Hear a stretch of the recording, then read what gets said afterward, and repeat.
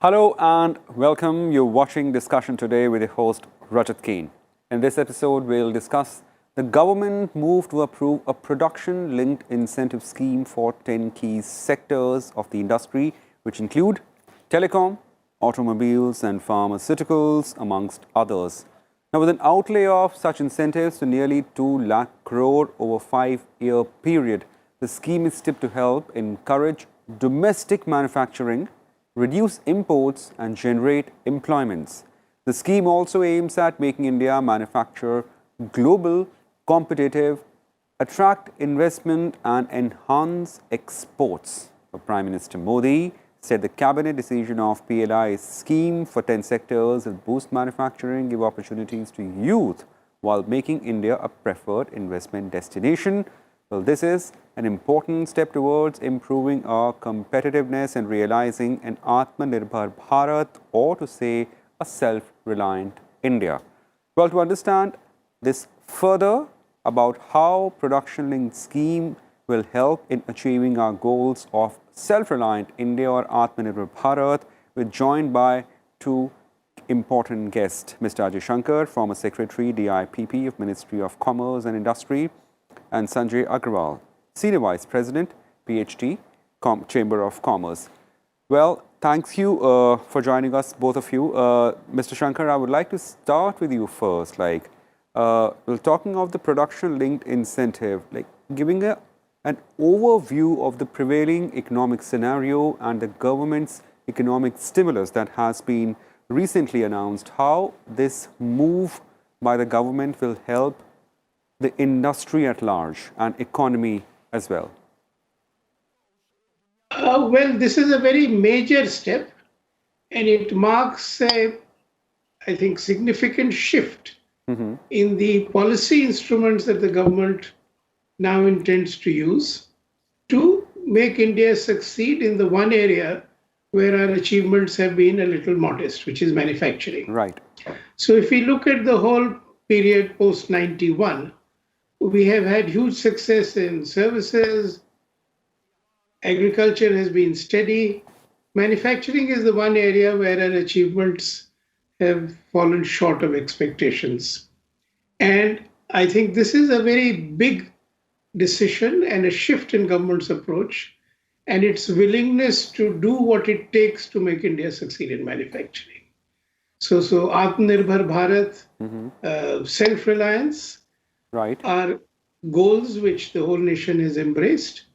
But with this cabinet decision, the government is now indicated its willingness to do what it takes to put in money and to provide the right incentives for the breakthrough in manufacturing that India has been waiting for. The timing is just right because the whole world is inclined to look at risk mitigation and alternative sources of supply outside China. We are well poised because in terms of human resources, talent at all levels, senior management, middle management, working level, as well as the ecosystem of services which support manufacturing, we are today very well positioned. We are globally competitive. So this may make all the difference. And the positive thing about this decision is that it's not an incremental decision. It's a big decision covering 10 sectors, which according to many are cover the entire spectrum and the whole backbone of modern manufacturing as far as India is concerned. So it's a very big decision. Coming to the present context, this is also a significant stimulus, and it's a smart stimulus because it signals to investors that please invest. The signal is strong enough, so investors would invest. That would revive the economy today. And it's a back-ended stimulus because the cash payments from government would flow in after the production takes place, which is bound to take some time, and the scheme is for 5 years. So in terms of the current economic difficulties and the need for a stimulus, this is a very smart stimulus. Right. So it has two effects in two dimensions. One is a smart stimulus to get investment and revive the economy. And the other is the more major thrust in getting India to finally begin succeeding in manufacturing. Right. And there is a conceptual change in government's thinking, which is reflected by this kind of decision, that government should be willing to look at specific sectors and do what it takes to get investment in and get manufacturing to succeed. Because till now the approach was that we will do things at the macro level, keep inflation low, or macroeconomic fundamentals should be sound. But there was a mental reluctance to go in with specific incentives for specific industrial sectors. This was a mental construct which we imported because for a few decades, the Western economies have taken the view that we don't need industrial policy and we shouldn't be pushing specific industries. Our East Asian successful neighbors have done just the opposite. They've pushed the creation of competitive advantage in specific industrial sectors, have succeeded dramatically and beyond expectations. And I think it's good that we are now rethinking our basic approach to industrialization and creating Mr. Shankar, manufacturing capacity. just stay on, Mr. Shankar. We'll come to and discuss about how these specific sectors were chosen. To you, Mr. Agarwal, if you're talking of the manufacturing sectors and across the industry, how much you think of such an incentive was wanting from the government side? How industry sees this step of the government? As Ajay Shankar ji has said, this is really an excellent step, a path-breaking step in the sense that, large numbers have been now committed to a swath of sectors. Earlier, of course, we had the PLI scheme for mobile phones, which by itself was the real breakthrough. And thereafter, the scheme came for APIs also. But now that we have such a comprehensive list of industries, at least in these sectors, one can hope to have some champion companies, champion industries coming up. And as Ajay Shankar ji rightly pointed out, we have missed out on encouraging specific sectors which can be truly globally competitive. This approach of PLI shall hopefully do it. I think this is a combination of being globally competitive and also looking at our internal security concerns. I think if you look at the encouragement provided to APIs in the first tranche and this second tranche, again, we are talking of pharmas also, pharmaceutical industry also. I think self-sufficiency is also a great concern. We have to make sure that we do not become dependent on any foreign power for our medicines. So I think it is a combination of both sound economic sense and sound strategic sense.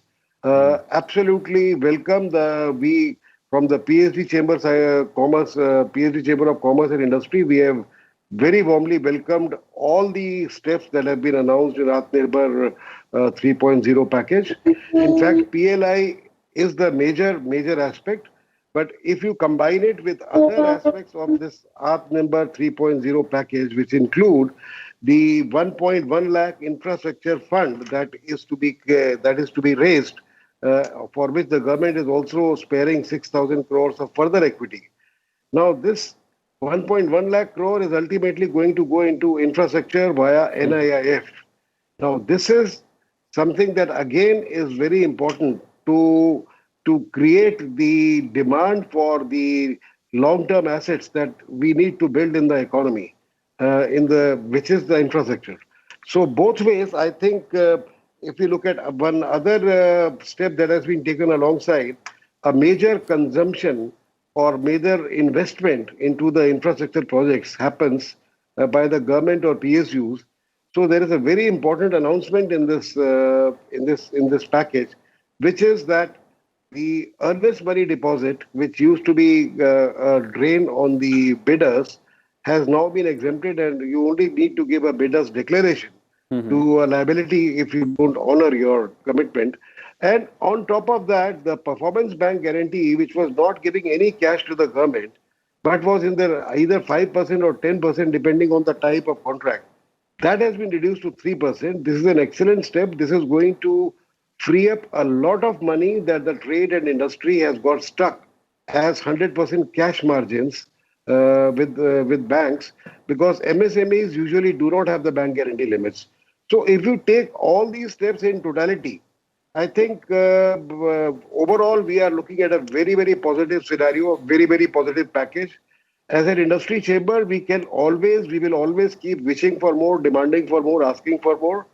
And it's not that we are Oliver Twist, it's simply that we have always some more suggestions, and we always would like to give our views as to how to improve even something that is already good. So even in PLI, for example, once we go through the details, we might come up with certain suggestions which might improve the working of the schemes. So I think overall, a very positive direction.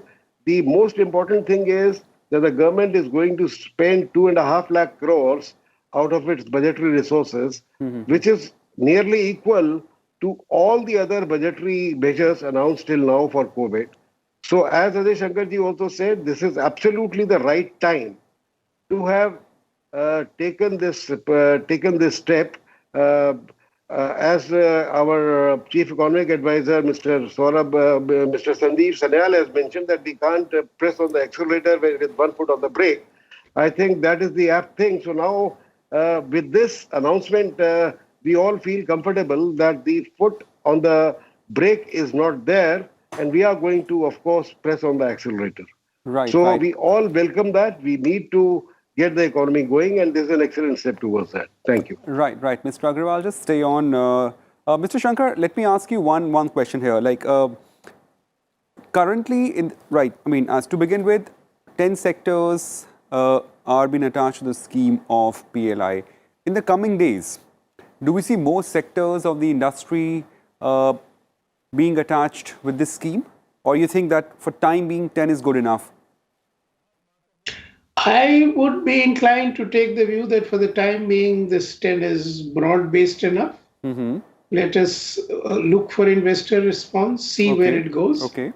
We can always pick up a couple of more sunrise sectors which are labor-intensive as we go along. Right. But it need not be done now. It could be done a year later also. Which one is related to electronics, which is the toy industry. The Prime Minister has spoken about it. It's a labor-intensive industry. Now electronics are integral to it world over. And India has a huge growing market. And the other sunrise industry, which is not on the horizon, but which is certainly labor-intensive and has historically moved to locations which are low-wage locations, and that is shipbuilding. So these are two sectors I would suggest for consideration, but further down the road, maybe 6 months, a year down the road, because I think these 10 are large enough in terms of the impact they can have on the economy. But I would also like to make 2 points which are important for these measures to really succeed. And one bit government is doing well, which is trying to reach out to investors overseas and investment promotion. But the ultimately investments take place because the investor sees returns on his investment. And this scheme is a way of topping it up. So if we can focus on reducing the cost of doing business in India, the cost of manufacturing in India, so that our costs become comparable to those of, say, Southeast Asia or China, because China has much higher wages than we have. So if we focus on reducing costs, and it'll take effort, it'll take time, not something which won't happen overnight, then we are really through. And one other issue which does not get enough attention in the country, which does need attention, which is the real exchange rate. We have had a 19% real exchange appreciation for 10 years till 2017-18. And that is equivalent to a 19% lowering of import duties, which means in many areas, import duties became negative. Now, if you look at China, its entire success has been based on keeping the currency artificially depreciated, creating jobs, and they built up $4 trillion of reserves. Then the US came down heavily against this currency manipulation, and they brought it down to $3 trillion. I am not advocating for artificial depreciation, but certainly seeing that there is no real exchange rate appreciation. And we are very unique in the world to experience this, because of the NRI remittances and our stock market being very attractive. So though the economy doesn't warrant a exchange rate appreciation in real terms, it keeps happening. So that policy course correction is something we need along with this. Well, good you pointed out that. Let me ask you just one question before I move on to Mr. Agarwal here. Sir, now we have seen that this definitely will push manufacturing. It will push our own domestic market. Now, how this incentive will take care of the job creation and further the supply side of the economy? We are looking at the demand side possibly, but the supply side of the economy, how that will be taken care of by PLI scheme? You see, some of the sectors which are there in the PLI scheme are labor intensive. Okay. Food processing, certainly labor intensive. Electronics, smartphones, labor intensive. Even the auto sector is labor intensive because supply chain is labor intensive. Right. So the moment you push for this along with value addition, because I'm sure when the scheme is fleshed out, the incentive will go if value addition crosses some thresholds and it's not just final assembly in India. So then the supply chain creates jobs. Then as these things get a greater share of the domestic market, you create also other kinds of jobs in terms of logistics and so on and so forth. So I see it as the beginning of a successful effort in a breakthrough in manufacturing. And as that happens, we automatically create jobs as a consequence. And as I said, that labor-intensive sector certainly would need greater priority and hopes also, and priority and thrust. To you, Mr. Agarwal, I mean, has the balance been struck in this scheme, or at the outset, at this initial stage, the PLI scheme seems to cater towards more the urban industrial sector, and lesser towards the rural sector, or as per or as the industry sees it, has the balance been struck? You see, PLI scheme overall is mostly targeted at large enterprises. If you look at the basic structure, and the only structure that is available to guide us today is the PLI scheme for mobile phones, which we already have. I really sincerely do hope, of course, that the threshold numbers, both for investment and for turnovers, are going to be different as per each sector that has been now covered under the scheme. And there are many sectors in which there is a huge amount of unutilized capacity. Now, where there is an unutilized capacity, and the condition, for example, in the mobile phone industry was that you must invest X amount of rupees crores into investment, and you must have an incremental sale of X amount of crores in sales. I think that would probably be difficult for other industries to match. Mobile phones had a specific scenario in which the numbers out in the market were huge. Everything was available, and you have to, it's basically plug and play. I hope that the parameters for the other sectors that are being announced will be industry specific, will be looked at. So we cannot in general say that, I think the rural sector has to be looked at, Rajat, on a separate, I think, platform. And I think lots of the incentives are being worked out for the rural sector also. And I think there are some farm employment schemes which are being again announced in this third package. I think I've not really gone through it in detail. But I think in addition to that, there is some 65,000 crores of expenditure on additional fertilizers.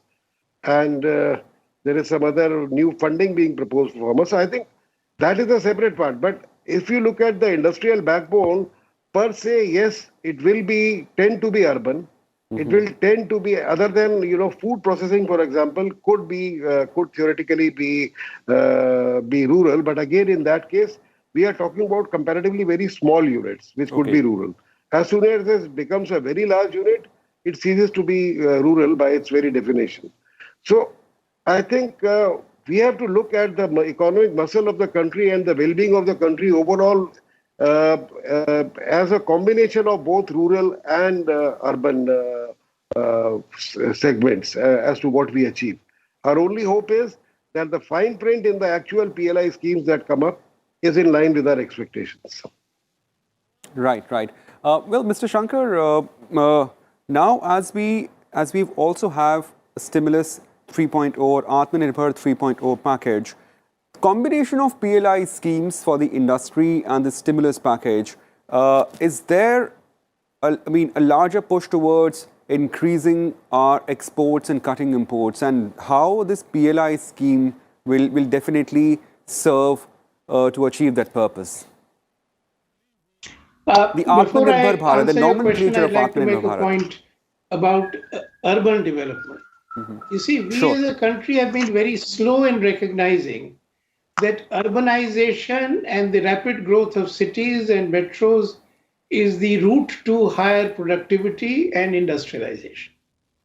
Every successful industrializing country has created large cities, metros, because you get externalities and increase in productivity and you get all the linkages that you need for higher efficiency.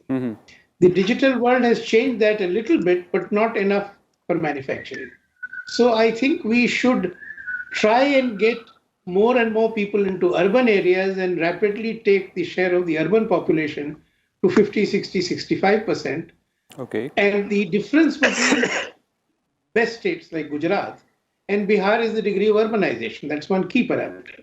So I think we should push for urban growth and urban development and not try to keep a lot of people in the rural areas.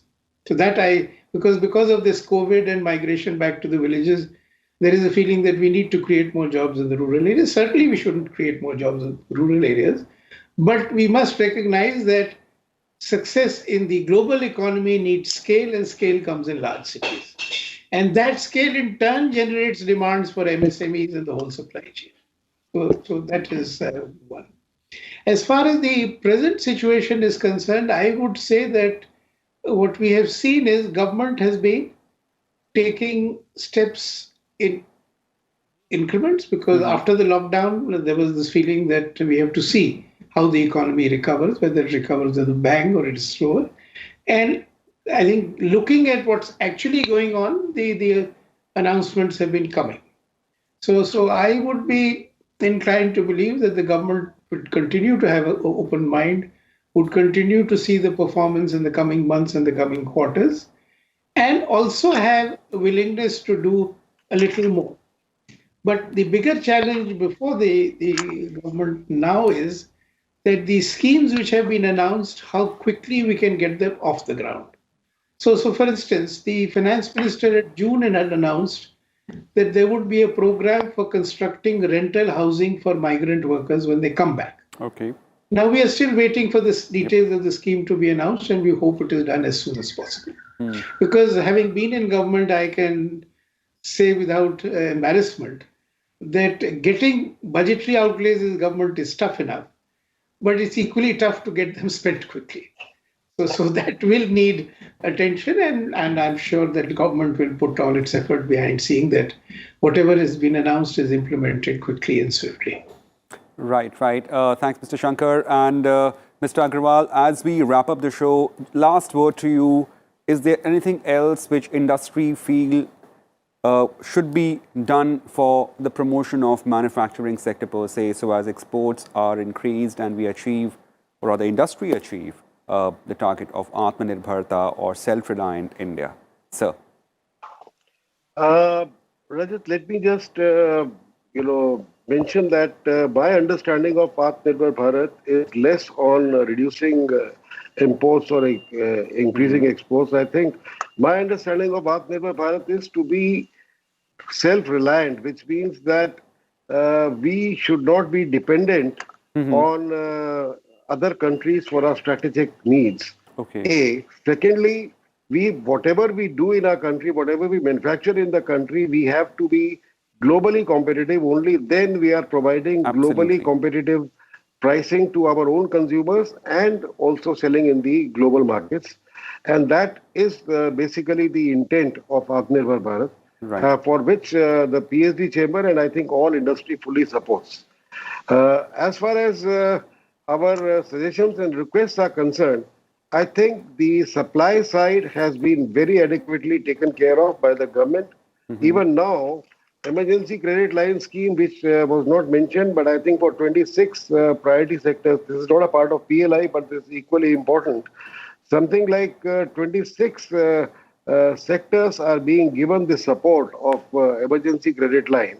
This could again be turning out into some large numbers. I'm not having the exact number in my hand right now. I think it's 3 lakh crores. So it's 3 lakh crores is the same figure as the amount of emergency credit line that was given to MSMEs earlier. And this much amount is again being given to 26 priority sectors for bank outstanding between 50 to 500 crores. So this is again very substantial. The supply side has to quite an extent been taken care of. Now on the demand side, I think one major step is PLI, because yes, we are going to invest and there is going to be a support. So there of 4 to 6%, and that 4 to 6% hopefully will help give a fillip to the demand. But one major aspect that I would like to stress is very much required is stress on our national investment plan, national infrastructure plan, which was announced on 31st December 19, where we have to spend 102 lakh crores on infrastructure projects. Now, earlier it was hailed as a very forward-looking and a very strong statement from the government by us. But after COVID, it is not just a forward-looking requirement. I think it is something which is of crucial importance for the revival of the economy. That infrastructure spend happens. I think the fund that is being created, the NIIF, it's not being created. 6,000 crores government is putting in extra for further financing of infra projects of around 1.1 lakh crore probably over the next 5 years. But what we have to look at is the 100 lakh crores that we have to spend over the next 5 years, 20 lakh crores roughly per annum. And we need to front load that expenditure, which was not earlier planned. Earlier we were looking at maybe backloaded, but now it has to be front loaded. But there is no other option. Secondly, the initial years, first or second year, a major part of the infrastructure investment must come out of the government. There is no way that in the current scenario, in the current business atmosphere, an entrepreneur would invest into something outside the PLI supported industries, or even the lenders to be, supporting that entrepreneur. Right. So I think it is most important for the government to be now spending on infrastructure, which is going to create the complete demand pull. And all across the sectors, the large and the small enterprises, MSMEs, the whole supply chain will get going. This is what is needed. And this is what we sincerely request the government to ensure that 20 lakh crore at least that we need to spend every year for the 100 lakh crore national investment plan, the first 1 or 2 years should be majorly government funded, for which I think government can easily raise funds on the strength of our foreign exchange reserves and everything, in terms of this very same any national fund, sovereign fund, which could then invite investors to come, and that money could be all lent to the major infrastructure projects. I think that is something that the government now needs to consider. Everything else has been very substantially taken care of. Right. Thanks, Mr. Agarwal, and thanks, Mr. Shankar, for joining us and explaining threadbare the details of the production-linked incentive scheme and how it will help in all the runs in achieving the purpose for which it's been set up. Thanks for joining us, and thanks for watching discussion today on Rajya Sabha TV. Thank you.